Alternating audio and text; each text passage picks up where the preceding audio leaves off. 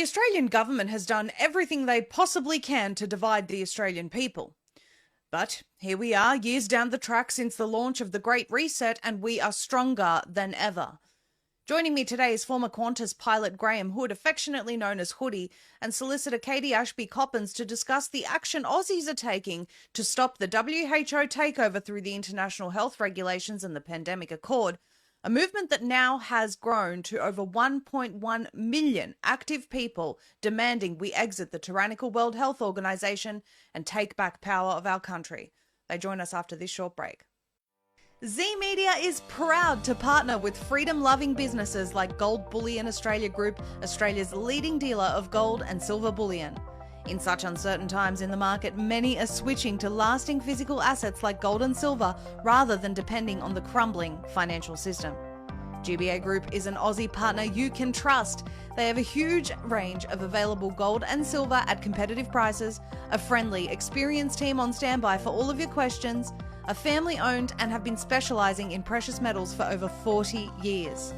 They're looking forward to helping anyone that has come from Z Media, so click the link in the description below, visit one of their offices now spread across Sydney, the Gold Coast, Brisbane, Melbourne and Singapore, or call 1300 618 363 and consider securing your wealth today. Graham and Katie, thank you so much for joining us today. We appreciate your time. Thanks for having us. Thanks for having us. Well, let me say I am extremely encouraged to see Australians standing up together, coming together. You know, we have been absolutely attacked by our government, trying to divide the people, trying to separate us, ensuring we don't have a unified front. But Australians are stronger than ever, and we are all united together against this power grab of the World Health Organization, the overarching body of the UN, and things are starting to happen. So, Katie, talk to us about this sort of latest development of the Aligned Council of Australia, what we're trying to achieve, and maybe, let me know when you want to go through this timeline and I can bring it up on screen. Yeah, no trouble. Well, as everybody is starting to hear about, there are a couple of pandemic treaties that the WHO has been working on quite some time, since at least 2022. And we are staring down the barrel of them being considered in May 2024 for possible adoption at the World Health Assembly.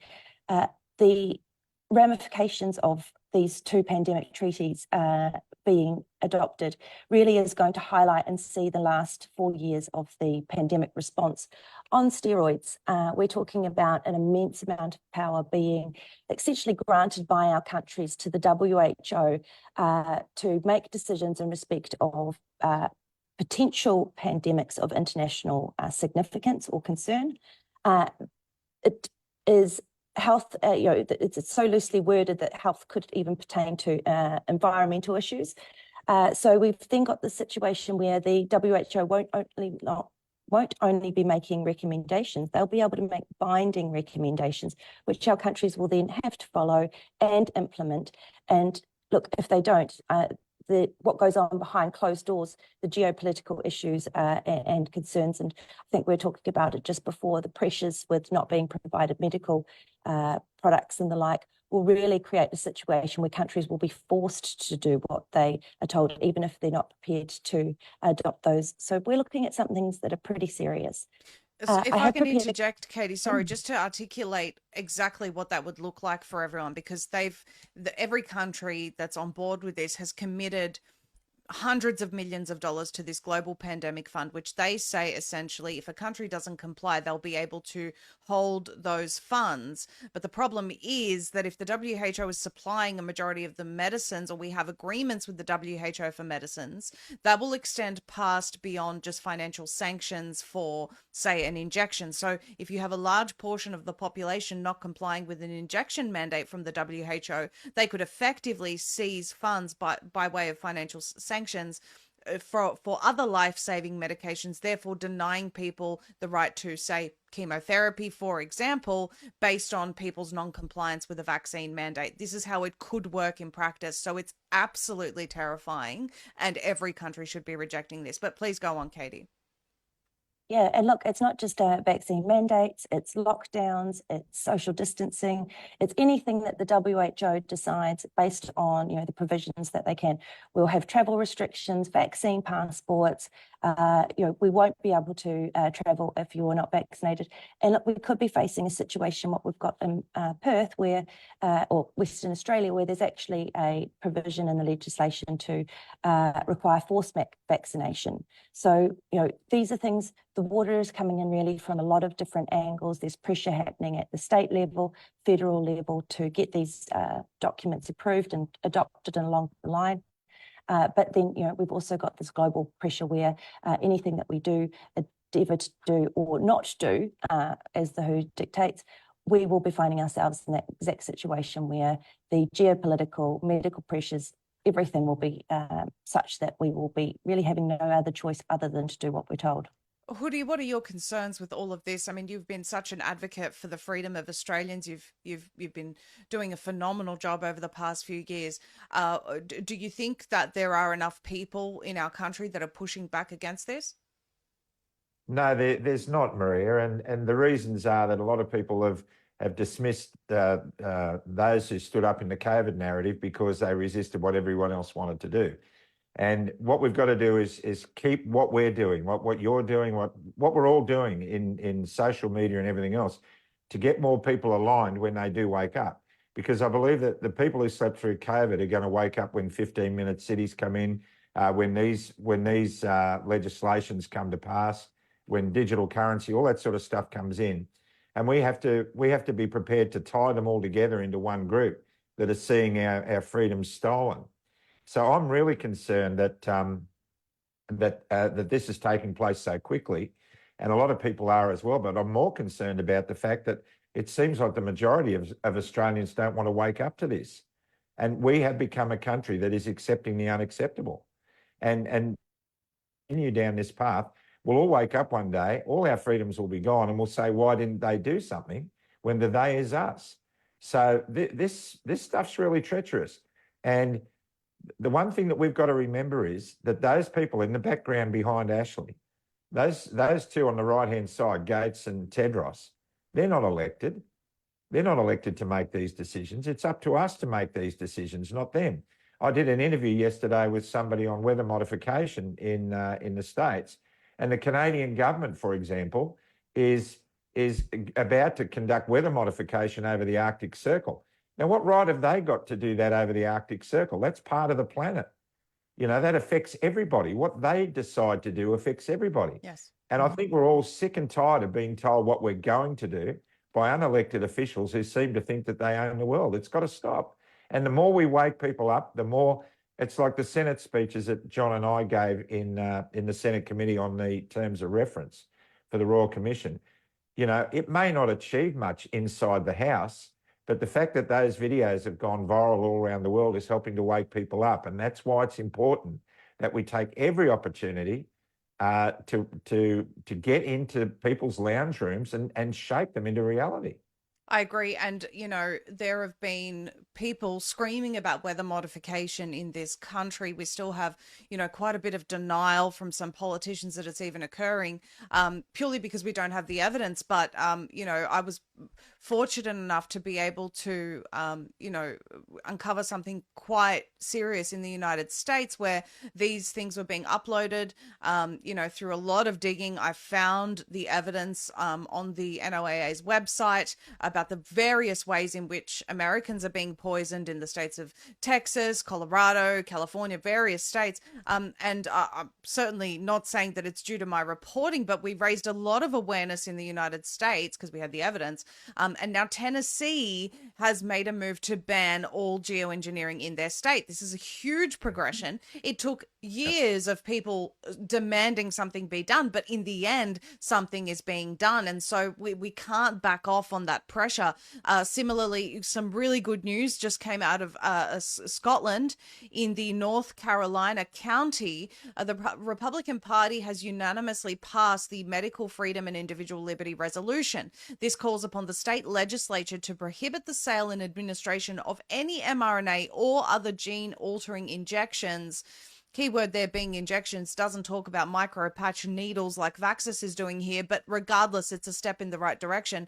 The party also calls upon the North Carolina Department of Health and Human Services to, and all in the medical and research communities, to prioritize the health and well-being of individuals above corporate interest. The resolution also states that the WHO will not have jurisdiction in their county. Again, not far enough, but it's at least a step, a roadblock for the WHO, and it shows there are people in the legislature that are against this. That's great news. And look, we're seeing a lot of people have said to us over the last year or so, all that rallying, all the work we did, all the talking didn't achieve anything. But I wonder where mandates would be in this country if we hadn't done that. Exactly. It has wound back. It hasn't gone anywhere near far enough. The litmus test for me, where mandates are concerned, getting back to that chestnut, is that when John Larder, who's been the most outspoken paramedic in the whole scheme of things, when he gets his job back with full compensation, that's when that part of that war is finished for me. And then we can look at whatever else we've got to do. But we can't let up the pressure, and we are making a difference. Maria, you said, I'm not saying that my interviews made any difference. Well, they made some difference. And the stuff that we're doing makes some difference. What Ashley's doing is making a great deal of difference. And what we've got to do is consolidate that as best we can. Let everybody fall into their own spiritual gifts, their own talents, and do what they've got to do, and not expect everyone to go down the same line and fight with the same sword. We've got to attack it from different angles. Absolutely agree. Well, Katie, maybe you can talk to us about specifically what's happening with the WHO, the timeline. I'll bring it up here on the screen, and then we can talk about the treaty documents and the timeframes. Yeah, no trouble. Thank you. Well, on my left-hand side of the screen, there is a table, and we've got 4 pandemic treaty documents that have been worked on by the WHO and the UN over the last few years. I'm just going to focus on the bottom 2, and that's the amendments, significant amendments to the already legally binding international health regulations, which Australia is a party to, and also the Pandemic Treaty, which is a brand new document which is bringing in lots of different concepts, a conference of parties, which we can remember and recall from the UN's environmental response. And we've got also a massive amount of censorship and infodemic, which will certainly give you immense of worry and concern there, Maria and Hoodie. I certainly am concerned about the potential censorship that will be ordered under the Pandemic Treaty. So we've got these 2 documents. They have not been passed yet. They're still being negotiated. They should have, certainly one of them we should have received on the end of January 2024, so this year, 4 months in advance of the meeting in May, and we didn't receive that. In fact, I'm not sure if any countries received that. There has been some updated versions provided and circulated, but they seem to be only articles, not the entire documents. Well, it's worth so mentioning, sorry, Katie, to cut you off, but it's worth mentioning that the WHO is currently in violation of the international health regulations, the existing IHR, by continuing with these negotiations for failing to provide that document in January. That's correct. So there is also a breach of their constitution for exactly the same thing. Yes. These documents should have been supplied well in advance of them being adopted and considered in May of this year. And so we're going to see this pressure where these documents are going to be supplied. They may only even be supplied to the member states, so to our government, but we might not even see them until May 2024. So a lot of the things that we're saying, I actually expect that what will be in the documents will probably be worse than what we're seeing now. So not sure how that's possible when you've got the WHO offering to, or saying that they'll be responsible for gain of function research and the like, but we can sort of see where things are leading to and where they're building up to. So don't despair. There is plenty of things that you can do. May 2024 is when the member states, our governments, vote to adopt the documents or not. The international health regulations just need a majority because they are already a document which is in existence. It's just amendments, albeit they are substantial. The Pandemic Treaty is a new document and they will need to get a 2/3 majority vote to get that document up. So where does this leave us for timing? Well, adoption at the WHO means simply that the document becomes legally binding at an international level. That's quite different from a domestic level. There are various timeframes that start running from the date of adoption at the international level, and that there is pictured on the screen now. So what will happen if you see in the dark pink box, assuming that the international health regulations are adopted in May 2024, we'll then have 10 months to consider those documents and reject or reserve on any amendments, or we have 12 months to implement. Now, it's not a lot of time, it's not a lot of wiggle room. The joint standing committees on treaties in Australia will certainly have to get a wriggle on with reviewing those and seeking public submission and the like. But what we do have coming up, and whether or not it's in November of this year or March of next year, is we have an election. And we can make this an election issue with the power of the people, because politics is a numbers game. Even though we don't want to be operating in that sphere, we all have a responsibility to do so, and we all have a duty to make sure that people are aware of these documents. We're being censored everywhere that we can. There's no conspiracy. It's there in black and white. You can read the documents for yourself. But power of the people will actually see a real change, and politicians are going to really listen when we start getting those numbers higher, and we start, large numbers of people, one, have an awareness, and two, are talking about it. Well, if I can interject here, because I spend a lot of time with my head in American politics, because I realize how much of an impact it has on Australia. And I do a lot of US broadcasts. And I was told by a former MP here in Australia that really Australia has no chance of exiting the WHO unless the US does it first. Now, first of all, I don't really accept that, because I don't think we should be beholden to anything the US does. But I also understand that there is some sort of a truth to that. And we now have a very high chance of the Liberal Party, even though I support independence, but we do have a high chance of the Liberal Party coming in next year, because the majority of Australians generally vote one of the two majors, and they're sick of Labor. And so Donald Trump has made a statement that he will be exiting the WHO.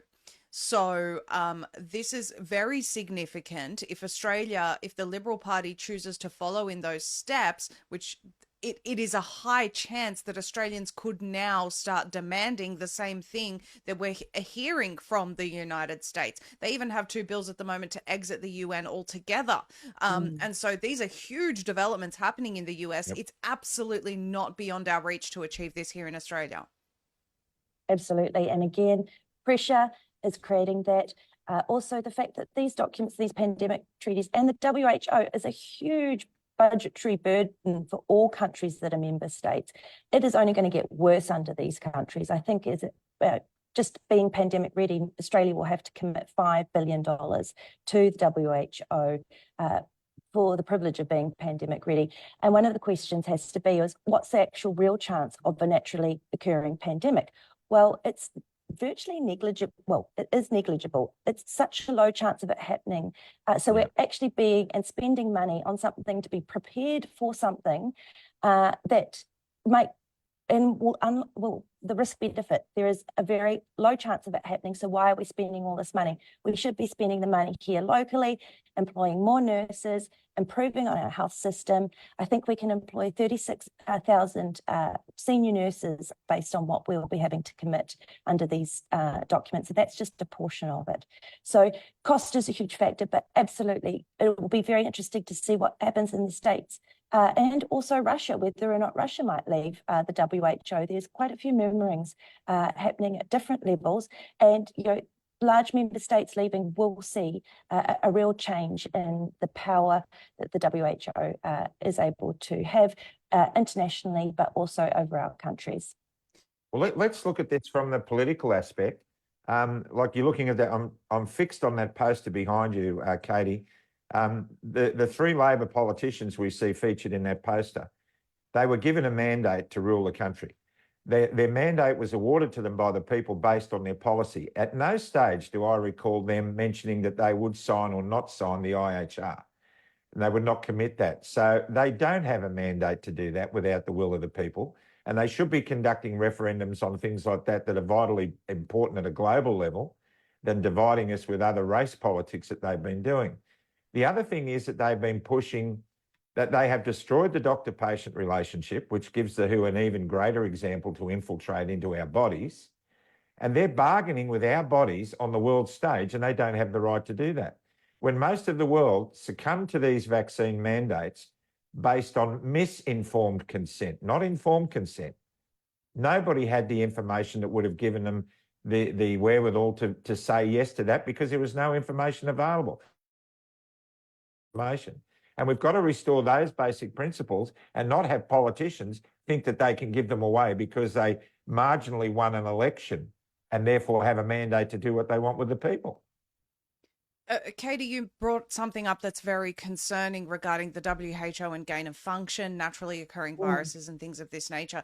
In Australia's pandemic preparedness report, which the CSIRO contributed to, which they've been accused of participating in gain of function in Wuhan. Now, I don't know whether I believe anything, but what I will say is that in that report, they actually call for the legalizing of gain of function. It is a direct violation of the Biological Weapons Convention, but they want to legalize it. And the reason for that is because they say that pandemics are going to be caused by human encroachment into natural habitats. And so, of course, this is the excuse for smart cities and, conservation and all the things that they're doing, pretending they care about Aboriginal heritage. Well, that's not what it's about. It's actually about UNDRIP and the UN 30 by 30 that Australia is signed up to, where they plan on banning humans from going into nature. They've openly published some of the maps, even in the United States, all of the areas that are going to be made off limits to human beings going back all the way to the 90s. So this is, a very, very clear agenda. But specifically about Australia in the pandemic preparedness report, it says, we need to do gain of function because humans going into natural habitats is going to potentially cause pandemics. And also we need to look at preemptive measures for maybe, potentially, possibly, we might have a pandemic in the future.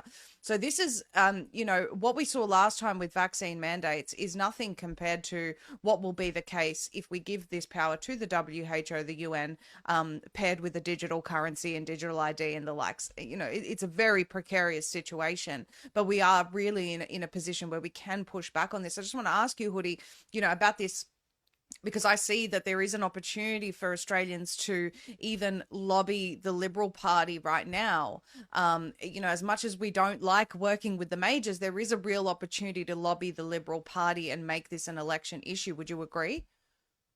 Absolutely, Maria. And in South Australia, Alex Antic has been joined by a force of people who ran as independents or for the minor parties in the last election to bolster his chances of pre-selection or reselection. And so that's really gaining momentum. They've ejected some of the woke in South Australia in the Liberal Party, and they're building a foundation. And Gerard Rennick, who's been a stalwart in this case in Australia, has been fighting for numbers in the Liberal Party to change the direction. We now know that both the political parties eat at the same restaurants, they sleep in the same beds, they both work at creating a common problem so they can come with a solution that they both agree on, which is what's called an Hegelian dialectic.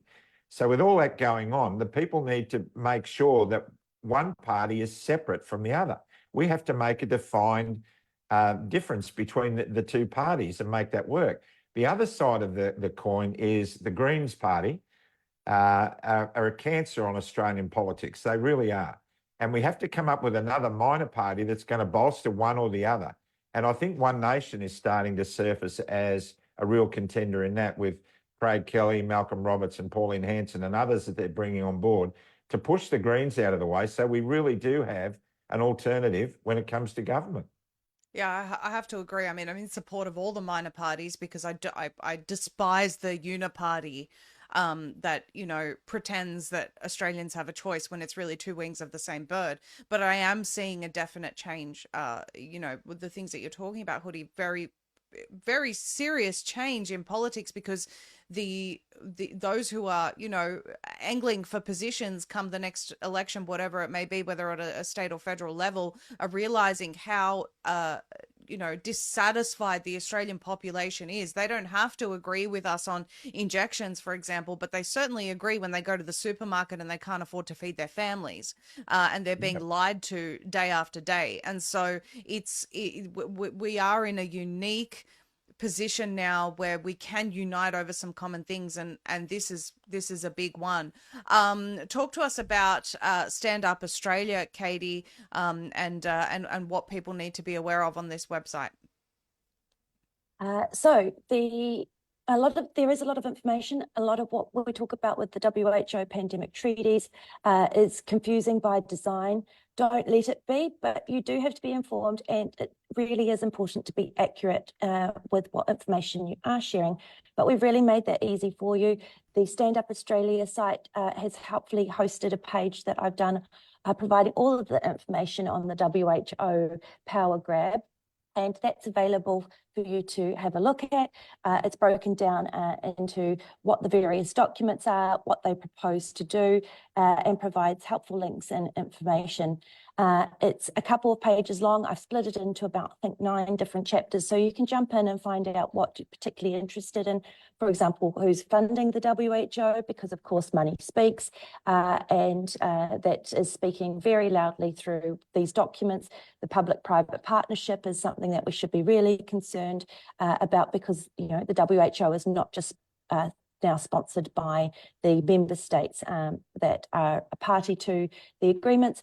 No, we've got the fellow over on my left-hand shoulder, which I think is your left-hand shoulder, who's got heavy interests and involved, and I think has a seat at most of the tables in relation to large international organisations. So that's terribly important. But yes, get informed, talk to people. That is the best way that we will get this information out, because of the censorship that involves and is around these documents and what they're proposing to do. Talk to 5 people in a week and let them know, hey, do you know what the WHO is up to with some new pandemic treaties and what it might mean for you? People don't know. With information, they can start to know, and then they can start to be concerned about what's going on. Yes, I absolutely agree. And it's far more effective doing this in person. I shared this story recently, but I'll quickly share it again. You know, someone that I know that, you know, was injected in order to, she works with disabled people and thought she was keeping them safe. Didn't necessarily want it for herself, but thought that she was keeping them safe. And I started talking about, well, do you know that they're trying to do this and limit you from purchasing up to 3 limit you to purchasing 3 items of clothing per year. That's all that you'll be allowed under the new model. And she was mortified at this, of course, because she really likes fashion. And so she said, well, how can we stop this? So there are a number of different ways that you can engage with people on things that interest them, because the reality is this agenda impacts every single person in every area of their lives. They just haven't seen the full effects of it yet. I want to speak briefly on the Aligned Council of Australia.com.au. This is a fantastic initiative where Australians are uniting together. Currently over 1 million individuals. You can see all of the different organisations listed there that are supporting this initiative. Talk to us briefly about this, Katie, and Hoodie, I'd love your thoughts. Yeah, so this is really exciting. It really was a brainchild and came out of the situation where we drafted the terms of reference, the full terms of reference for what we say should be provided and produced for a full COVID inquiry in Australia. And that was the presentation that Hoodie and Lada did not long ago that Hoodie's just mentioned that has gone global. When we reached out to all of the organisations to say, hey, would you sign up to the terms of reference that we've drafted? A lot came on board and said yes. And for the first time in a long time, we saw an alignment of so many amazing groups that have been doing so much. And really what came about was, how about we do that again? Now, we might all have different goals, but our objective is the same. And in respect to the WHO pandemic treaties, that's to get these documents rejected. And how can we do that? We can do that through the power of the people. And look, just in the space of a couple of months, really that's as long as we have been going, we've managed to bring together 30 different groups, and that's over 1.1 million members. And, you know, with those kinds of powers, that's at least 19th of the voting public. You know, if every single one of those people just talk to 4 other people about what's going on, you know, we really do have the chance to exponentially grow and inform people about things that we should legitimately be concerned about, but we're not getting the information about. And that's what our job is here: provide accurate information to allow it to be disseminated and making this an election issue. Yeah. Hoodie, your thoughts? Yeah, couldn't agree more. Look, we've got to do this because, as I probably alluded to earlier, when you wake up, you don't go back to sleep. You can't go back to sleep once you wake up. And more people are waking up around different agendas. And this ties us all together into a common goal. Now, the one thing we've got to do when severe issues in our lives and in our communities, sure, we want to go ahead and redefine everything and rebuild everything, but we've got to work with what we've got in the meantime. And this is a great method to do that. You know, what happened during the pandemic was that everyone raced ahead in the scientific world to get a vaccine. And while they were doing that, a whole bunch of other people looked at what have we got in the cupboard now that we can use to save lives. And that's when Peter McCullough and Pierre Corey and Tess Laurie came out, all those other people. We've got to work with what we have. And too many people want to blow up the government and hang all the politicians. That's not the answer. We've got to work with what we have and make that work for us. And I think this alliance is brilliant in that regard, because it's bringing us all together. And the only thing, Katie, is I didn't see the Club Grubbery logo on there. We did join up. So please make sure we're there because we want to add to it. Yeah, Definitely. absolutely. You can all see Z Media is on there. There are a number of different organisations: AMPS, the Light Australia, Reignite Democracy, Cafe Lockdown, Children's Health Defence, and a number of others. I don't want to miss anyone off the list, but you can see all of the different people that are in support of this, making sure that we can disseminate information that is accurate, and really inform the Australian public with good information, correct information. The media certainly won't do it, but needless to say, the legacy media is dead in the water anyway. It's interesting you say that, Maria, because I interviewed Ross Coulthard, an award-winning investigative journalist, last night, and he said mainstream media is dead. They just should put a stake through its heart and bury it, because it's citizen journalism like what you're doing that's making the difference. And we're not the alternative media. We are the media now. They've lost it. We get greater viewership even on Club Grubbery, and I know you're getting many more. We're getting more viewers than CNN on some days. So we've got to appreciate that and do the best we can to wake people up, because that's how we're going to win this. I had a bit of a joke about this because Channel 9 had the nerve to publish an absolutely disgusting hit piece featuring me on 60 Minutes. It was right around the time that I was debanked, so go figure. But you know, they won last year with the highest ratings in Australia, with about roughly 48,000 viewers a night or something, which is really laughable. You know, I joked about the fact that any one of us could put a video out of us scratching our noses and we'd get more views than that. I mean, it's embarrassing, with millions of dollars in budget, and you're only reaching 40-odd thousand people a day. That's really embarrassing. Whereas, you know, citizen journalists are operating on a shoestring budget, and yet people just want authenticity. They want the truth and they want accurate information. And I say we don't always get it right, but we certainly won't outright lie to the public. And that's what people want. They want authenticity.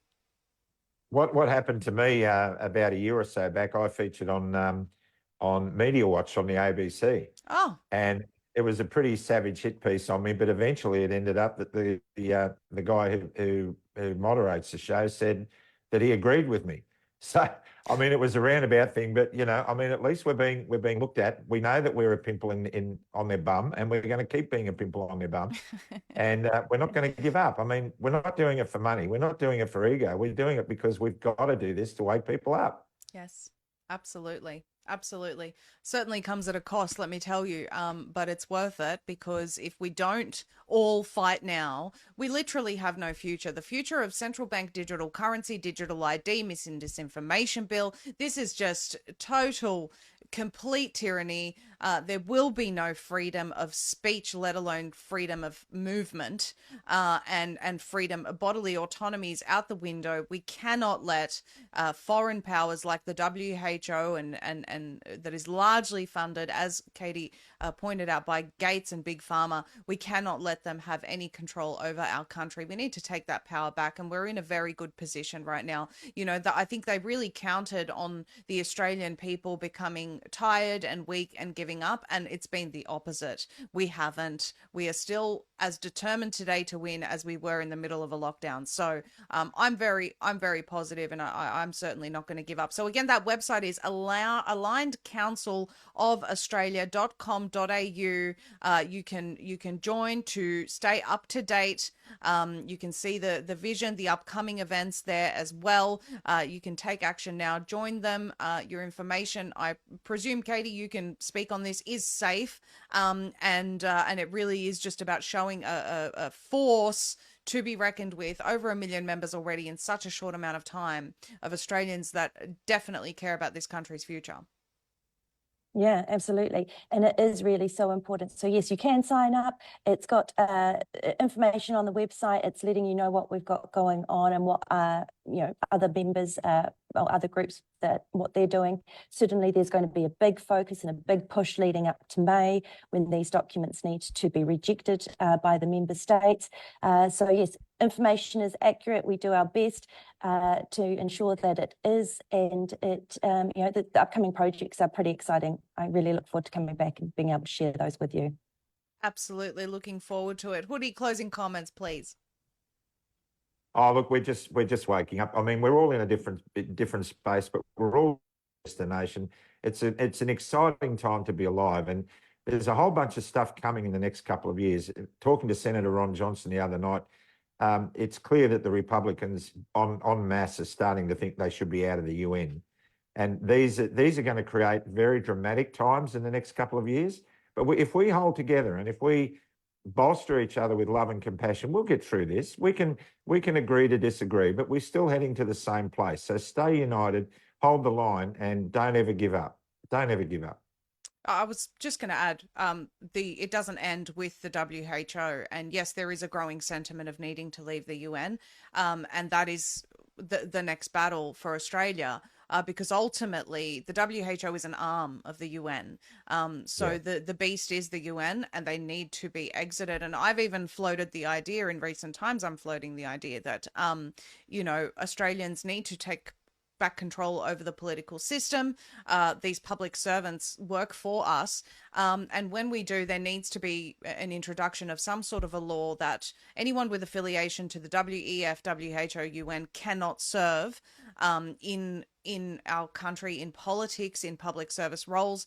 Not only that, if they ever try to push any of these agendas, such as the climate agenda or these severely anti-human agendas, they need to face accountability, potentially criminal justice of some sort, because these are criminal agendas. They seek to destroy human life. And so I think that that's definitely, the next step, exiting the UN and making it an offence to have any association with these bodies.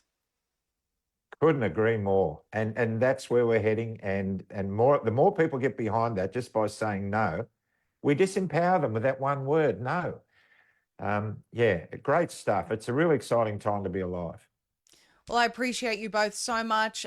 Thank you for your time today. Thank you for all of your work. The links for those websites are in the description below. Please share this information everywhere. Get it out there.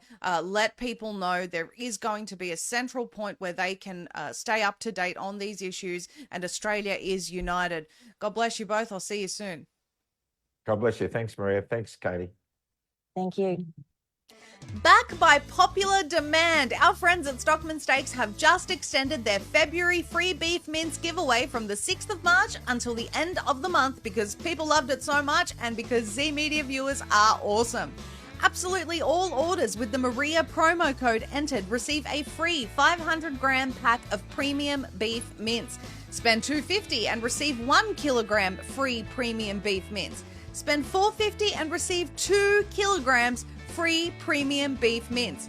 Enter promo code Maria, all lowercase, at the checkout to take advantage of the offer and let your friends and family know too. Head to stockmansteaks.com.au/Maria. We love supporting our Aussie farmers, we love their meat, and we know you will too.